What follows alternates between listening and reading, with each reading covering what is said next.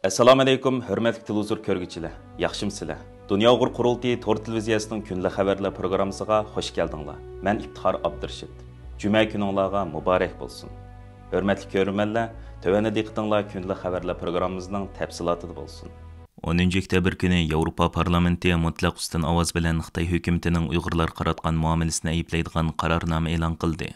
Yevropa parlamenti qarornomasida Xitoy hukumatini turmada tutib turilayotgan İlham To'xti va Gulshan Abbosni darhol va shartsiz qo'yib berishga, Sharq Turkistondagi jazo lagerlarini taqab, xohlagancha tutqun qilingan barliq tutqunlarni ozod qilishga, ularning oqibati haqida ma'lumot berishga va ularning oilasidagilar bilan bo'lgan normal aloqasini asliga keltirishga chaqirdi. Yevropa parlamenti e'lon qilgan bu o'rtaq qarornoma 540 ovozning qo'llab ovoz berishi, 23 ovozning rad qilishi va 47 ovozning tarafsizlik bilan e'lon qilingan. Dunyo Uyg'ur qurultiyi bu munosabat bilan X e'lon qilgan bayonotida Yevropa parlamentining mazkur tarixiy qarorini qizg'in qarshi olganligini ifoda qilish bilan birga, Yevropa parlamenti a'zolarining Uyg'urlarning kishilik huquqiga ko'ngil berganligiga rahmat etdi. Hamda buning Uyg'ur xalqi uchun elib berilayotgan adolat va izzat hurmat kurashida intayin muhim ahamiyatga ega ekanligini ta'kidladi. Yevropa parlamentida ma'qullangan bu abidi xarakterli qarorda Xitoy hukumatining Uyg'urlar qaratayotgan siyosatlari insoniyat qarshi jinoyat deb atalgan bo'lib, bu jinoyatlarning og'ir irqiy qirg'inchilik xavfi tashkil qilganligi o'tirib qo'yilgan. Uningda mundaq deyilgan: Yevropa parlamenti Xitoy doiralarini Uyg'urlar qaratayotgan keng ko'lamli nazorat qilish, majbur emgak silish, tug'mas qilish, tug'utni cheklash va Uyg'ur kimligini yo'qotish qatorli qabih siyosatlar bilan Uyg'urlarni bostirishni va ta'qiblashni to'xtatishni talab qiladi. Bu siyosatlar insoniyat qarshi jinoyat bo'lib, og'ir irqiy qirg'inchilik xavfi tashkil qiladi. Keskin iboralar ishlatilgan qarornomada yana Xitoy hukumatining Birlashgan Davlatlar Tashkiloti kishilik huquq oliy komissarlik ishxonasining Uyg'urlar haqidagi dokladida o'tirib qo'yilgan tavsiyalarga amal qilmaganligi ayblangan bo'lib, Xitoy hukumatining rayonda mustaqil tekshirish ilib berishiga yo'l qo'yishi lozimligi ko'rsatilgan. Yevropa parlamenti 10 oktyabr kundagi yig'inida dunyoning har qaysi joylaridagi kishilik huquq masalalari ustida 3 qarornoma e'lon qilgan bo'lib, uning birining Uyg'urlar masalasi bo'lishi kuchli diqqat qo'zg'adi hamda olqishga erishdi. Uyg'ur harkat tashkilotining raisi va Dunyo Uyg'ur qurultiyining vakili Roshan Abbos xonim bu munosabat bilan matbuotlar qilgan so'zida Yevropa parlamentining mazkur qarornomasining Uyg'urlar masalasining kun tartibida tutib turilishida muhim rol o'ynaydiganligini ta'kidlab, mundaq dedi: Yevropa parlamentining hadam Gulshan Abbos va İlham To'xtining ismini atab turib, Uyg'urlar uchrayotgan irqiy qirg'inchilik va insoniyat qarshi jinoyatni tilga olishi Uyg'ur masalasining yana bir qatim kun tartib kelishiga turtki bo'ldi. Hammaga ma'lum bo'lgandek, Amerikaning aksicha Yevropa Uyg'urlar masalasida biroz jimib qolgan edi. Balkim buningga Rossiya Ukraina urushi va O'rta Sharqdagi to'qinishlar sabab bo'lgan bo'lishi mumkin. Ammo shundaqdimi, bu masalaning parlamentda kun tartibga kelishi intayin muhim ahamiyatga ega. Turmadagi Uyg'ur ziyolisi İlham To'xtining qizi, Amerikadagi Emgakchilar huquq tashkiloti tadqiqotchisi Javhar Ilham bu haqda e'lon qilgan bayonotida mazkur qarornomani nihoyat zo'r qadam deb ko'rsatdi va buning Uyg'ur masalasining yangi navbatlik Yevropa parlamenti uchun intayin muhim o'rniga qo'yilganligidan derak berdiganligini bildirib, mundaq dedi: "Mencha bu qarorning e'lon qilinishi nihoyat zo'r qadam bo'lib hisoblanadi. Bu yangi navbatlik parlamentning Uyg'ur masalasining muhim kun tartibida turadiganligidan derak beradi. Uning ustiga bu qarorda irqiy qirg'inchilik atalg'usi bilan birlikda majbur emgakni oyoqlashtirish haqida kuchli iboralar o'rin olgan bo'lib, u ilgirki har qanday bir bayon qaraganda ko'p kuchlik. Yevropa parlamenti 10 oktyabr e'lon qilgan o'rtaq qarornomasida Uyg'urlar masalasidagi maydonni ifodalab qolmay, bu vaqtdagi konkret talablarni o'ttirib qo'ygan. Ular qarornomasida Yevropa ittifoqi va uning a'zo davlatlarini Xitoydagi kishilik huquq dafsanchiligiga chetishlik yuqori darajalik amaldorlar va o'rinlarga qo'shimcha jazolarni yurgizishga, Xitoy bilan bo'lgan barliq yuqori darajalik uchrashuvlarda Uyg'ur masalasini o'ttirib qo'yib, Xitoyga besim ishlatishga, BDT kishilik huquq oliy komissarlik ishxonasining Uyg'urlar haqidagi dokladini yanglab, Xitoy hukumatining mas'uliyatini surishtirishga doir konkret harakat planini o'ttirib qo'yishga da'vat qilgan. Qarornomada yana a'zo davlatlar bu davlatlarda yashayotgan Uyg'urlar va bir qism Xitoy o'qituvchilarining Xitoyning davlat xalqini bostirishiga uchrash masalasini hal qilishga va javobgarlarni jazolashga, Xitoyda tijorat qilayotgan barliq Yevropa shirkatlari kishilik huquq masalasidagi mas'uliyatini ado qilishga da'vat qilingan.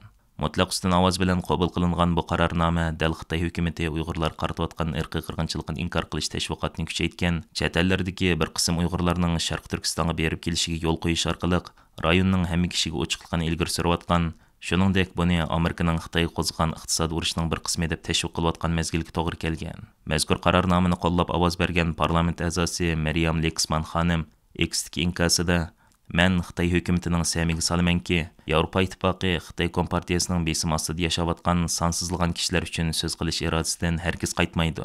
Tehdit və öçilish hərəkətləri bizni erkinlikimiz və xavfsizlikimizni müdafiə qilishdan to'sib qala olmaydi deb yozgan. Xitoy hökuməti 2021 yılı 3 ayda Yevropa parlamentidagi Uyg'ur haqlarini qo'llab so'z qilgan və Yevropa İttifaqının Bingtuanga qarshi jazo tadbiri yo'l qo'yishiga turtki bo'lgan Yevropadagi 10 parlament a'zosiga shundaqla Yevropa Kengashining siyosat va xavfsizlik komiteti, Yevropa parlamentining kishilik huquq tarmoq komiteti qatorliq 4 o'ringa o'chilish xarakterlik jazo tadbiri qo'ygan edi. Germaniya iqtisodiy va taraqqiyot ministerligi bilan Germaniya federal hukumatining din va e'tiqod erkinligi komissarligi tarafidan 10 oktyabr Berlinda 38 davlatdan kelgan yuqori darajalik siyosiy va diniy rahbarlar, diplomatlar, parlament a'zolari, xalqaro tashkilotlarning vakillari, nopozliq shirkatlarning mas'ullaridan bo'lib ko'p sonda yuqori darajalik arboblarning qatnashishida o'tkazilgan diniy erkinlik va sun'iy aqlning diniy erkinlikka ko'rsatgan ta'siri nomli xalqaro muhokama yig'inida Dünya Uyg'ur qurultayining bayonotchisi va Berlin ishxonasining mudiri G'ayur Qurban apandimning mustabid Xitoy hokimiyatining Uyg'urlar qaratgan chegara halqagan bostirish siyosati va Xitoyning Uyg'ur, Tibet xalqlarining diniy e'tiqodini tamoman yo'qotish uchun ilib berayotgan jinoiy qilmishlar haqida so'zlagan nutqi yig'in qatnashchilarining kuchli diqqatini qo'zg'adi. Bu qatimqi yuqori darajalik yig'inga alayda taklif bilan bevosita qatnashgan Dünya Uyg'ur qurultayining sobiq raisi Dolqin Aysa va qurultayning bayonotchisi ham qurultay Berlin ishxonasining mudiri G'ayur Qurban apandimlar yig'in jarayonida Germaniya federal hukumatining din va e'tiqod erkinligi bosh komissari Frank Schwabe, Amerika diniy e'tiqod alayda elchisi Rashad Hussein qatorliqlarni o'z ichiga olgan ba'zi yuqori darajalik arboblar bilan ayrim ko'rishib, ular bilan Uyg'urlarning navbatdagi vaziyati haqida qisqacha suhbatlashish imkoniyatiga erishdi. Yig'indan bir kun burun Dolqin Aysa va G'ayur Qurban apandilar mazkur yig'in munosabati bilan Amerika va Tayvanning Berlindagi bosh elchixonalari tarafidan o'tkazilgan kutilish marosimlariga qatnashgan edi. Bu qatim Berlinda chaqirilgan yig'in haqidagi xabarlar Germaniya va Yevropa matbuotlarida keng doirada o'rin oldi. Yuqori darajalik arboblarning qatnashishida o'tkazilgan mazkur yig'inga Uyg'ur vakillarining alayda taklif qilinishi va ularga maxsus so'z haqqi berilishi siyosiy kuzatuvchilarning va Germaniya matbuotlarining diqqatini qo'zg'agan nuqtalarning biri bo'ldi. 10 oktyabr yig'in oxirlashgan hamon Berlindan istansimizning telefon ziyoratini qabul qilgan G'ayur Qurban apandim bu qatimqi yig'inning ahamiyati va o'zining yig'inda qilgan nutqining asosli mazmuni haqida to'xtalib, tovankilarni bayon qildi.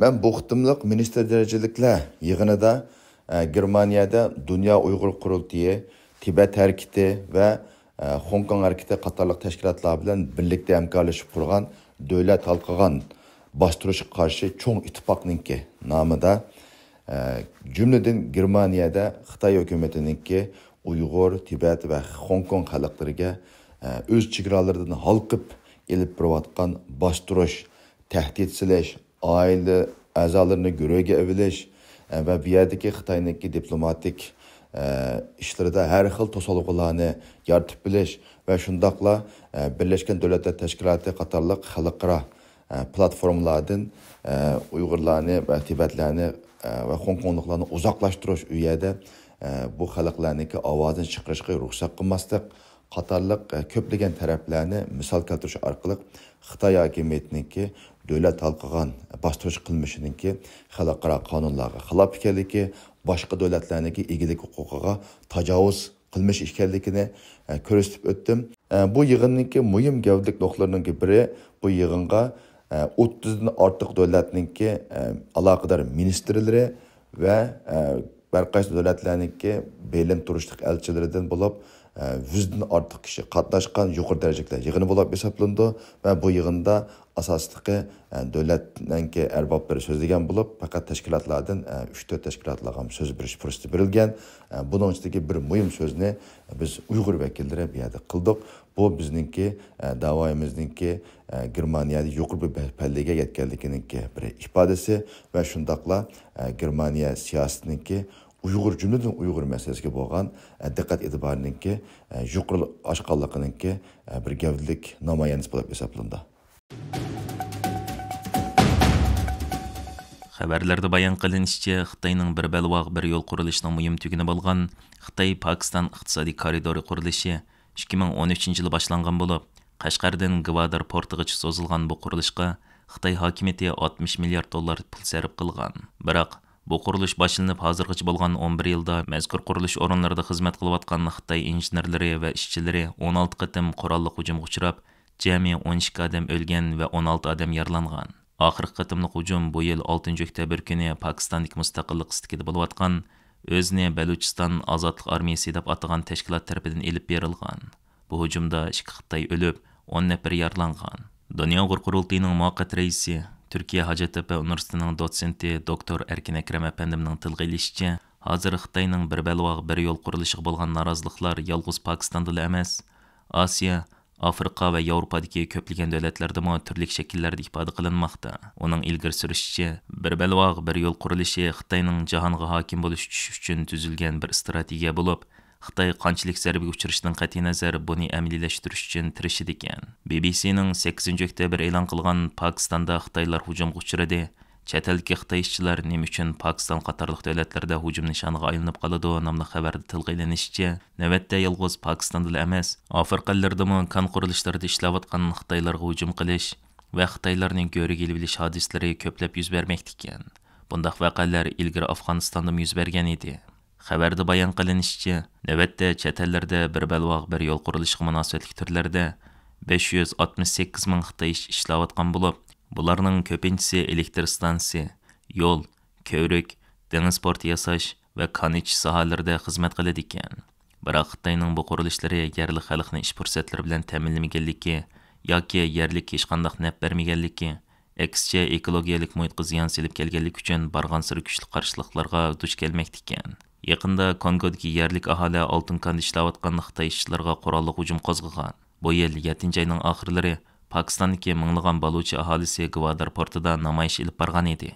Hurmatli ko'rmanlar, yuqorida diqqatingizga kunlik xabarlar programmamizning tafsilotini sundik. Keng qitimliq sonimizgacha ko'rishkish omon bo'lgaysizlar. Stansiyamizning YouTube kanaliga a'zo bo'lishni unutmang. Xayr xo'sh.